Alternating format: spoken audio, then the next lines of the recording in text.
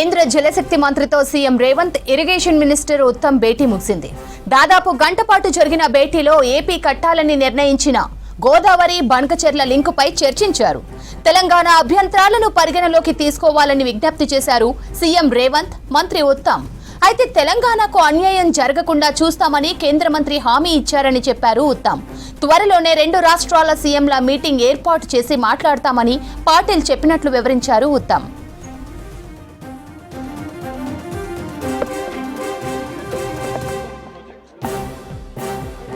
Honorable Chief Minister and myself and our senior members of Parliament, మేము కేంద్ర జల వనరుల మంత్రి గారు శ్రీఆర్ పాటిల్ గారికి మా యొక్క concerns about Polavaram Banakacherla link project గురించి సుదీర్ఘంగా వారికి ఎక్స్ప్లెయిన్ చేశాము. ఇది Godavari water dispute tribunal award 1980కి వ్యతిరేకం. అదేవిధంగా ఏపీ రీఆర్గనైజేషన్ యాక్ట్ 2014కి ఇది వ్యతిరేకం. ఇది చట్ట వ్యతిరేకమైన ప్రాజెక్ట్ అని వారికి సుదీర్ఘంగా ఎక్స్ప్లెయిన్ చేయడం జరిగింది. అదేవిధంగా ఏ విధంగానైతే ఆర్థిక శాఖ కానీ ఎన్వైరన్మెంట్ శాఖ కానీ ఈ ప్రాజెక్టుకి అనుమతుల విషయంలో వేగవంతంగా అడుగులేస్తున్నాయో, ఇది తెలంగాణ ప్రజల్లో, తెలంగాణ రైతాంగంలో కొంత ఆందోళన బయలుదేరిన విషయం కూడా వారికి కన్వే చేయడం జరిగింది.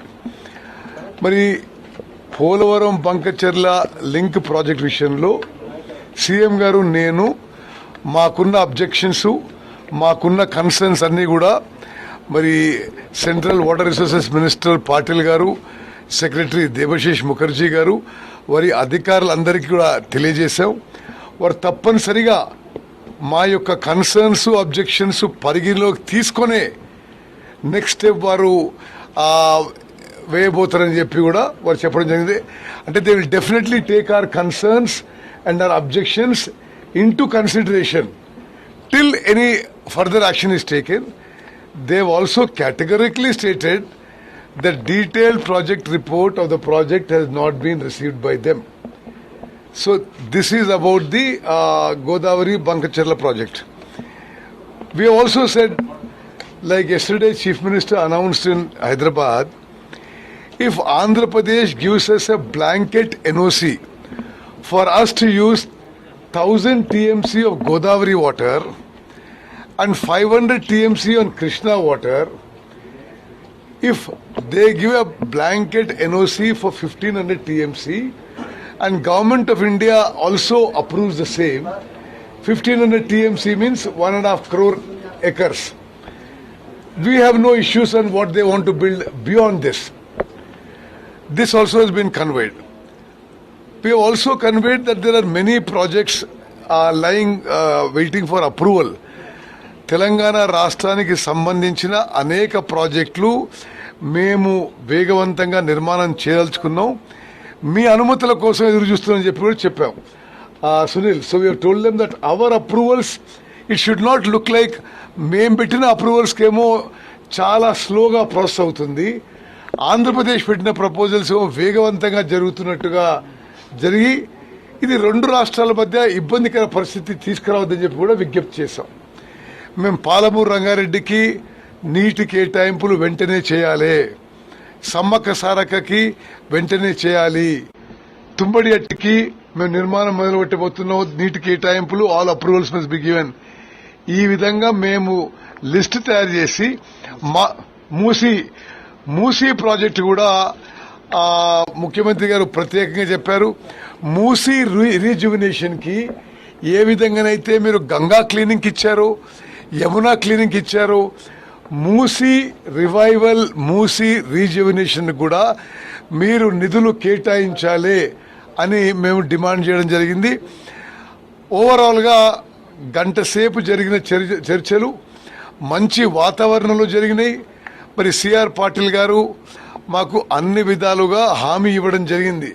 తప్పనిసరిగా తెలంగాణకి ఏ విధంగా అన్యాయం చేయము, మేము తెలంగాణ ఇంట్రెస్ట్ అన్ని విషయాల్లో కూడా మేము will keep it in mind. And వారు అతి త్వరలో ఇద్దరి ముఖ్యమంత్రుల సమావేశం కూడా ఏర్పాటు చేసి అన్ని విషయాలు చర్చిస్తారని చెప్పి కూడా హామీ ఇవ్వడం జరిగింది. ఆ విషయం కూడా మేము తెలియజేసినాం, స్పెసిఫిక్గా చెప్పినాం.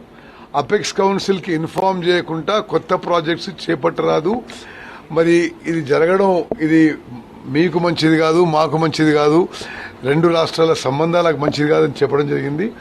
తప్పనిసరిగా ఆ విషయాలు కూడా మేము పరిగణలోకి తీసుకొని మరి తొందరగా ఇరు రాష్ట్రాల ముఖ్యమంత్రులతో సమావేశం ఏర్పాటు చేస్తామని చెప్పి స్పష్టమైన హామీ ఇవ్వడం జరిగింది.